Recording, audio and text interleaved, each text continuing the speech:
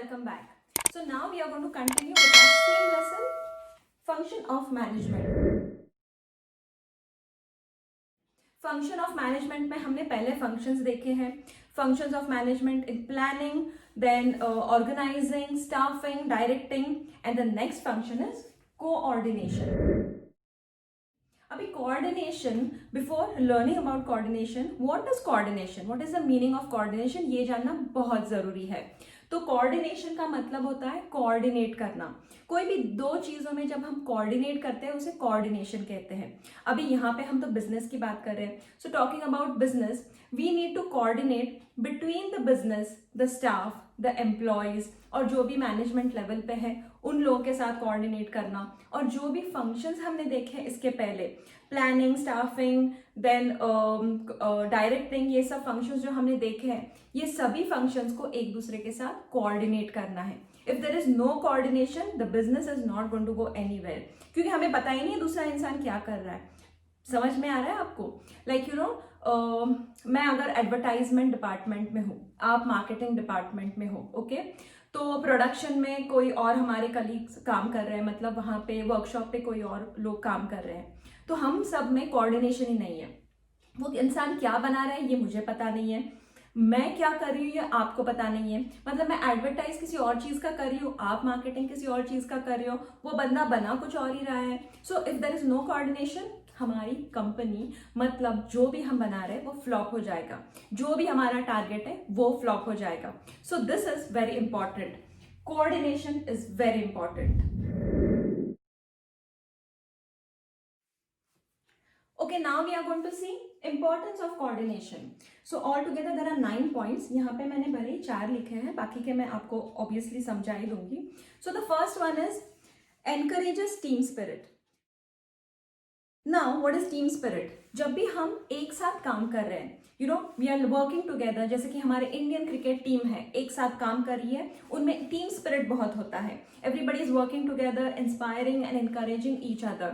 यही चीज हमें हमारे बिजनेस में भी करनी चाहिए. We have to encourage team spirit. Now in an organization, group of individuals work together, correct. अलग अलग ग्रुप्स एक साथ काम कर रहे हैं. जैसे मैंने बोला, मैं अगर एडवर्टाइजमेंट में हूं तो मैं अकेली थोड़ी ना काम कर रही हूँ एडवर्टाइजमेंट में. मेरी पूरी टीम है, आपकी टीम है, इनकी टीम है, उनकी टीम है, सबकी टीम मिलकर काम कर रही है.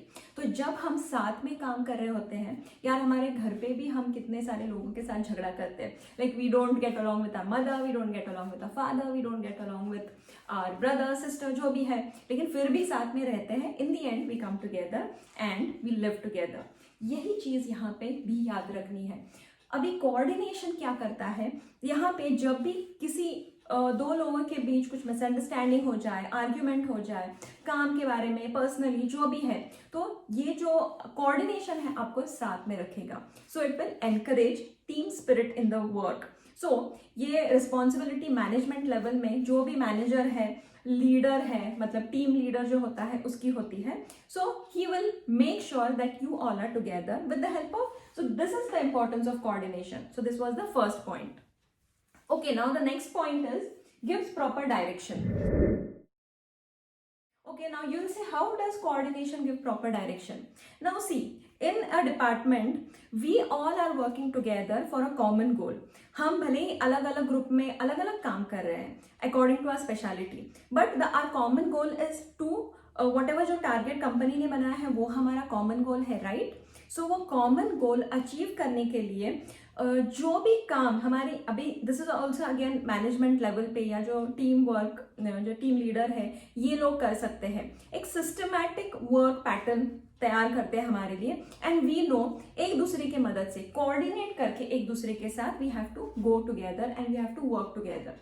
Okay, so again this gives us a proper direction. हमें एक प्रॉपर डायरेक्शन मिलता है बिकॉज ऑफ कोऑर्डिनेशन. अगर हम एक दूसरे के साथ कोऑर्डिनेट ही नहीं कर रहे हैं तो हमें ये पता नहीं चल रहा है कि हम कहाँ जा रहे हैं, वो बंदा कहाँ जा रहा है, बिजनेस कहाँ जा रहा है, वो तो किसी को ही नहीं पता है. So this is again one more important point, gives proper direction. Now the next point is facilitates motivation. Now how does coordination motivate an employee, or the how does it help the organization? Well when we are working together due to coordination क्या होता है कि हमारे जो ideas हैं हम एक दूसरे के साथ शेयर कर रहे हैं. Okay, so I am sharing my idea with my colleagues और माई टीम लीडर और the management. They like the idea and what they do is they implement the idea. और अगर कंपनी को वो आइडिया से फायदा हो रहा है तो फिर they are going to encourage all other employees also to give their own ideas. Now because of me, अगर कंपनी को फायदा हो रहा है तो they are going to promote me, they are going to give me a better salary, better position, promotion हो जाएगा, मेरी सैलरी भी बढ़ जाएगी. तो फिर क्या होगा, इससे मेरा जॉब सिक्योर भी हो जाएगा. So my job is secure, my salary is increase, I am encourage, I am motivated, now I am going to work even more hard. तो फिर कोऑर्डिनेशन से ऐसे होता है कि जो भी एम्प्लॉयज हैं वो मोटिवेट होते हैं and that's how they grow and the business also grows. The next point is optimum utilization of resources. Now let me tell you one more thing about optimum utilization of resources. You can actually use this point everywhere. जब भी आप importance या features लिख रहे हो ना about which ever management का जो भी फंक्शन है, फंक्शन ऑफ मैनेजमेंट, कोई भी फंक्शन ऑफ मैनेजमेंट आप लिख रहे हो, you can use this and also you can use one more point, that is, this is one of the important management function. All the management functions are important. So anyway, coming back to this optimum utilization of resources.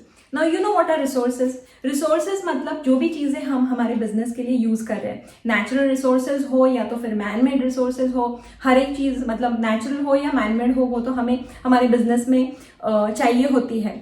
तो उनका optimum utilisation और wastage कैसे ना हो ये coordination से हमें समझ में आता है, क्योंकि हमें पता है कितना काम करना है, राइट. आवर मैनेजमेंट और the organization has set already a particular goal. तो वो गोल हमें अचीव करना है, वो गोल अचीव करने के लिए हमें कितना मटेरियल चाहिए. So that we all calculate, according to that we work, according to that we buy things. Unnecessary चीजें हम खरीदेंगे नहीं, एक दिन में हमसे कितना काम होगा वो हम देखेंगे.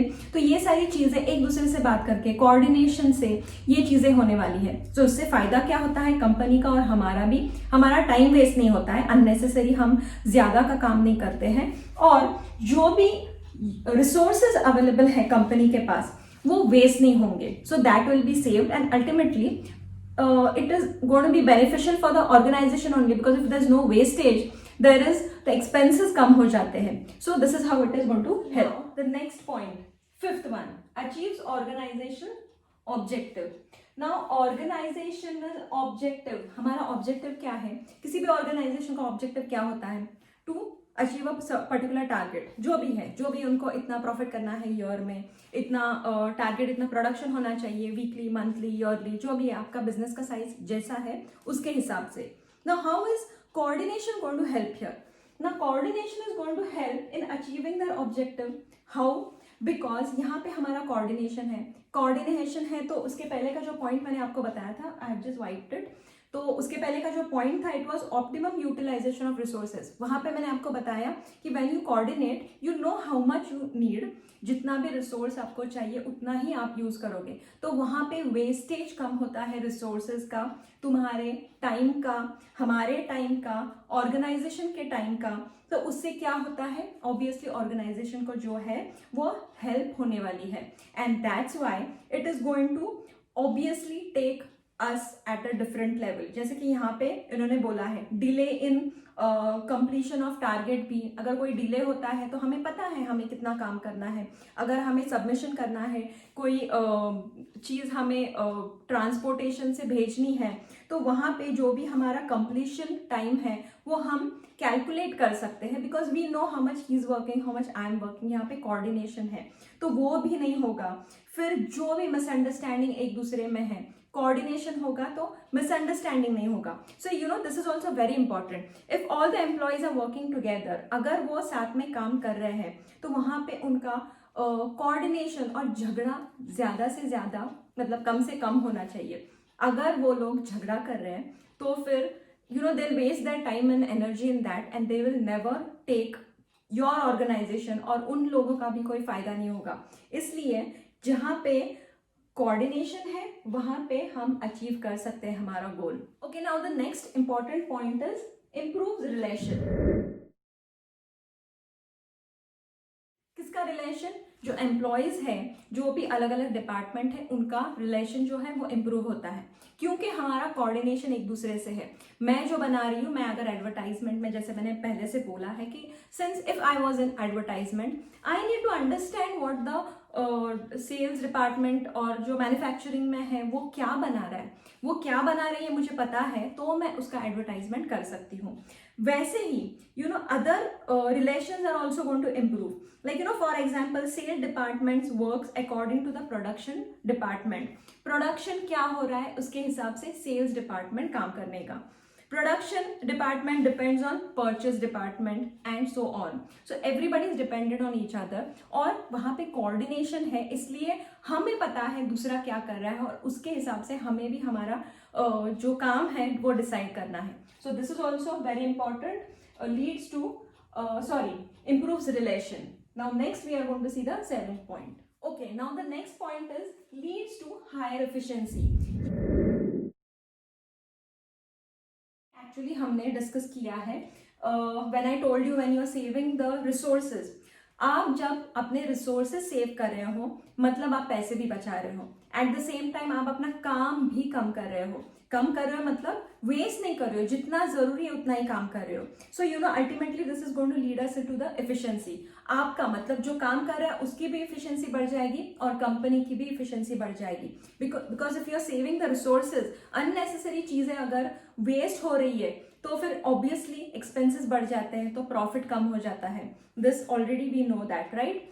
तो अगर यहाँ पे हम रिसोर्सेज सेव करने वाले हैं, हमारा टाइम सेव करने वाले हैं, हमारा अगर टाइम भी वेस्ट नहीं होता है तो फिर हमारी एनर्जी लेवल भी कम मतलब सेव होती है ना, so we can use that energy for another work, so this is ultimately going to lead us to higher efficiency. जो भी हम कर रहे हैं इसकी एफिशिएंसी हमें ऑर्गेनाइजेशन में बहुत ज्यादा मिलेगी। Next point is improves goodwill. Now what is goodwill? You need to understand the meaning of goodwill. पहले तो आपको ये समझना है कि what is goodwill. Goodwill means आपका नाम. Okay, now the next point is improves goodwill. How does it improve goodwill? Now you have to understand what is goodwill. Goodwill का मतलब क्या होता है? गुडविल का मतलब वो कंपनी का नाम होता है। अगर आप अच्छा काम कर रहे हो तो आपकी कंपनी का नाम होगा, आपके शेयर्स बाहर मार्केट में आएंगे and then people are going to buy the shares and your company is going to earn good name. यही है goodwill, if your company is doing well. So when there is coordination, मतलब सब एक मिलजुल के काम कर रहे हैं तो कंपनी ऑब्वियसली प्रोग्रेस ही करने वाली है and that is going to help the company to achieve the name. अगर आप मार्केट में जाते हो, आप एक शॉप में जा रहे हो, आपको कोलगेट की पेस्ट दिखती है तो आप पेस्ट मांगोगे, वो दुकानदार आपको एबीसी नाम की कोई पेस्ट दे देगा। Will you buy the ABC paste और will you buy the Colgate paste? Obviously आप कोलगेट की पेस्ट लोगे, क्योंकि कोलगेट ने ऑलरेडी उसका गुडविल अर्न किया हुआ है। We already know that this thing is in the market and it is already people are using it and it's nice, goodwill है वो। एबीसी को आपने कहीं देखा नहीं, कहीं सुना नहीं, तो you are not going to risk with your teeth, right? तो आप वो चीज नहीं खरीदोगे। तो इसलिए coordination is here, improves your goodwill. Now again the same point, unity of direction. Unity मतलब हम सब एक साथ में मिलके काम कर रहे हैं। कोऑर्डिनेशन होगा, एक दूसरा क्या, वो इंसान क्या कर रहा है, हम क्या कर रहे हैं, दोनों बाकी के डिपार्टमेंट क्या काम कर रहे हैं, ये हमें पता है। There is coordination between all of us, तो ये एक यूनिटी बनी रहती है। यूनिटी बनी रहती है तो हमें डायरेक्शन मिल जाता है, और इससे क्या होने वाला है, ऑब्वियसली कंपनी का प्रोग्रेस ही होने वाला है। So unity of direction is also important. Unity होनी चाहिए हम सब में, और तभी जाके ये कोऑर्डिनेशन हमें हमारे बिजनेस को आगे लेके जाएगा। So again this point is also important and this is what coordination does to us. Then the next is specialization. The last point, that is specialization, the 10th one. So what is specialization? जब हम एक साथ काम कर रहे हैं, एक बड़े ऑर्गेनाइजेशन में काम कर रहे हैं, you know there are people who are expert, people everybody working in different groups, अलग अलग ग्रुप में जो लोग काम कर रहे हैं, दे आर स्पेशलाइज्ड पीपल। ऐसे ही रैंडम किसी को उठा के जॉब नहीं देते हैं। So these are specialized people. So when all the departments of organization are headed by experts in their respective field, what is going to happen? obviously it is going to help the organization grow, because everybody who has knowledge in that particular area are going to work according to that, and that is how it is going to help the organization. So ultimately the growth and success in the competitive world of the business is going to grow. So this point, specialization, is also very important. So these are the importance of coordination. These were the 10 points of importance of coordination. I hope आपको समझ में आए हैं, and I hope अगर नहीं आए हैं तो you can tell me, and we'll come up with the next, मेरा next video होगा controlling. So we will see that in the next video.